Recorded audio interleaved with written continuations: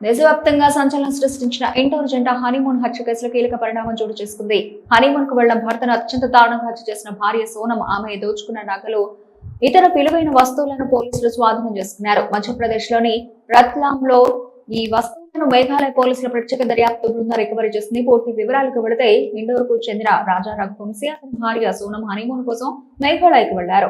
అక్కడ సోనం తన ముగ్గురు స్నేహితులతో కలిసి భర్తను హత్య చేసింది. మొదట వీరిద్దరూ కనబడడం లేదని కేసు నమోదు కాగా దర్యాప్తులో ఇది హత్యగా తేలింది.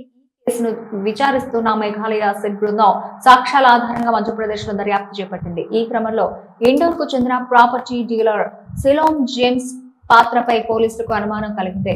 హత్య తర్వాత నిందితుల్లో ఒకడైన విశాల్ సింగ్ చౌహాన్ జేమ్స్ అద్దెకు ఇచ్చిన దాచుకున్నాడు. అంతేకాకుండా ప్రధాన నిందితురాలు సోనం కూడా మే 26 నుంచి జూన్ 8 వరకు పోలీసులకు లొంగిపోయే ముందు వరకు ఇదే ఫ్లాట్ లో ఉన్నట్లు అధికారులు గుర్తించారు. సాక్ష్యాలను తారుమారు చేసేందుకు ప్రయత్నించాడనే ఆరోపణలతో జేమ్స్ ను పోలీసులు ఇదివరకు అరెస్ట్.